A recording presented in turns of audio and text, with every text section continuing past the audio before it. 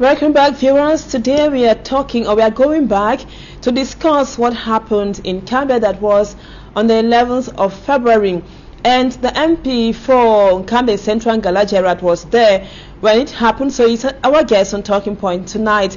Honorable Ngala Gerard, thank you so much for accepting to be our guest on Talking Point tonight. Now, you are the MP for Kambe Central. We begin by condoling with you for the unfortunate incident which happened on the 11th of February. It happened in your presence. Now, can you tell us what you saw and heard on that fateful day, considering the fact that so many persons say you lured people to coming to the ceremonial ground with money?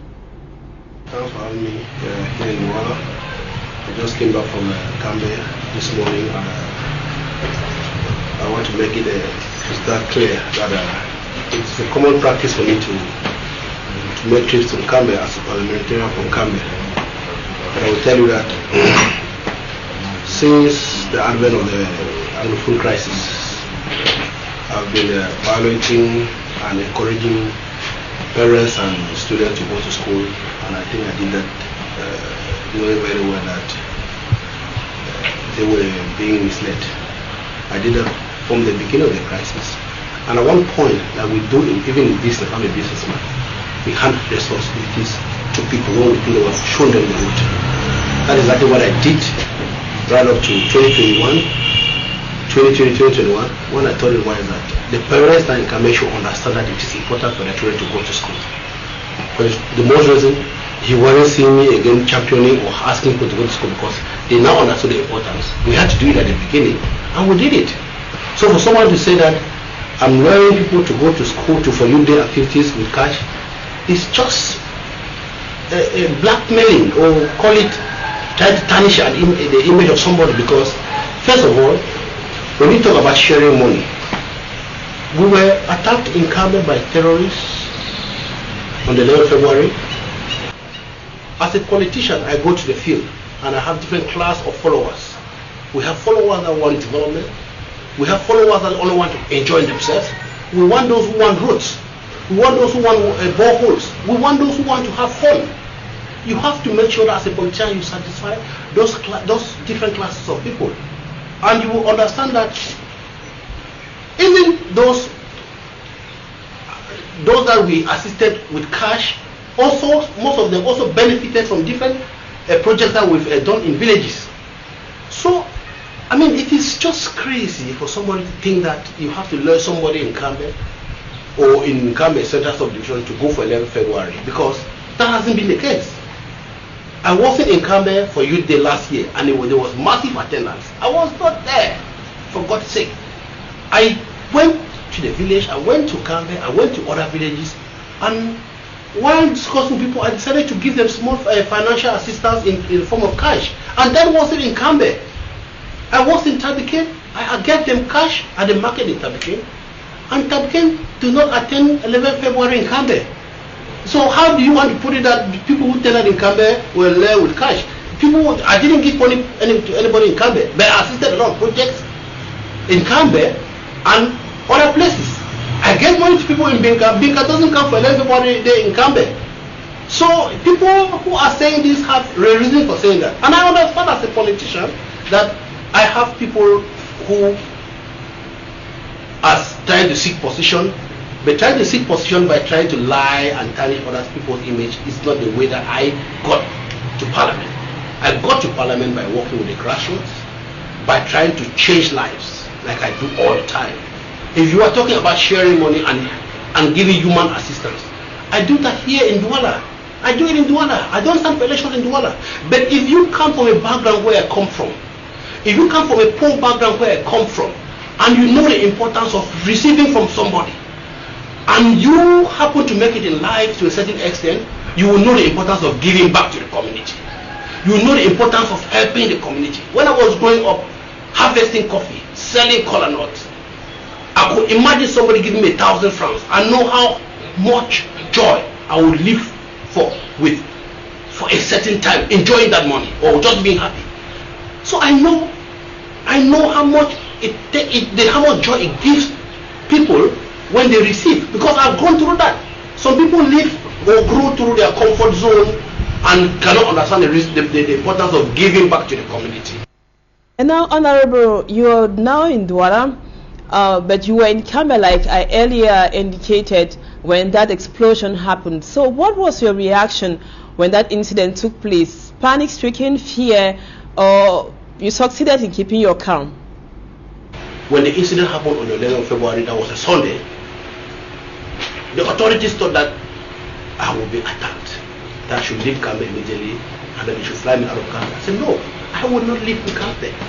I have to reassure my people. I stayed in Cambe 3 days after the attack before leaving Cambe, because you would see in videos that we had to condemn this. We had to do traditional, join our fathers to do traditional right, talk to the people, reassure them that this will never happen again. Security measures have been taken, and I had to stay there for the next 3 days to assure my people. If it was about me, I would have left the very day. But no, I cannot. I couldn't. So it's not magic. That is why I find it funny for somebody to think that you have to lure somebody in Cambe for you to go for an February day. Like I told you, I've not been in Cambe for the past 2 Youth Day activities, Youth Day celebrations, but they have been successful. So why will I go by this year and lure people? What happened last year? Who lured them last year? Why were they celebrating last year? Was Ngalajera in Cambe? No, I wasn't in Cambe. But it doesn't stop me from going to Cambe to celebrate with them each time I feel like I should, and each time I'm free. Now, Mr. Honorable, we know that Cambe has been experiencing relative calm over the years, even in the depths of the crisis. Surprisingly, such an attack has never happened in Cambe, an attack of that magnitude.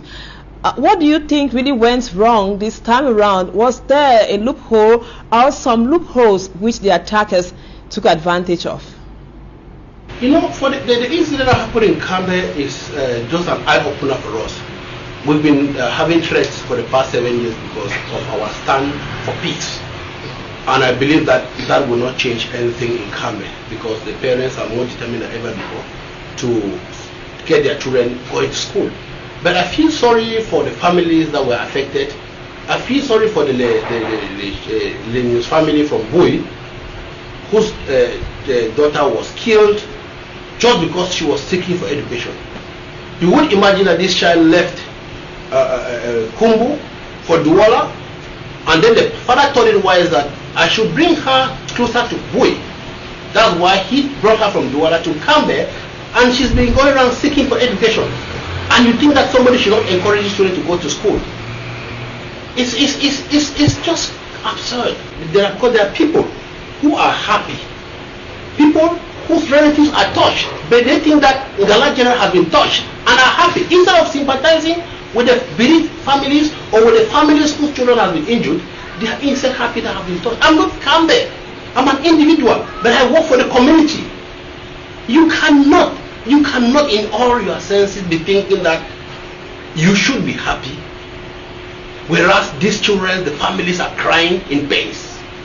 Instead of supporting and giving a helping hand to these families, some people are on social media thinking that the good thing for them to do is that it's Ngalajera has been touched. In what way? I'm only touched because I know those families have been touched.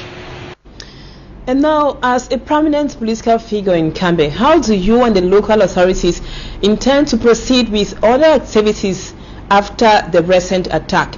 Will you still want the people to continue putting their lives on the fence? As that question, if we were going to continue living and celebrating the way we did before, I would want to answer you by saying that it's like you want me to live the life of others, because others who are either envy or jealous of my personality will want me to live their life. It means that they want to cage me. You want to cage Ngalajera. You don't want me to give up to the poor, because that is what, if you want to understand the sense they're saying, it means that I should live their life and shouldn't give up. Because somebody who doesn't have the means, some who have the means but don't have the attitude of giving, will be attacking me. But that is not me. Like I told you, I come from a very poor background. I happen to have worked hard in life to have what God has blessed me with, and I feel obliged to help the community. Nothing will relent us from the activities that were happening before. They will continue. Children are already back in school, going to school. Parents are already ready to die for their children and get them educated. If you can understand what I told you about the little girl who died, the father was running with her from Bui to Douala, 2021. Douala to Nkambe, because he was seeking education for that child.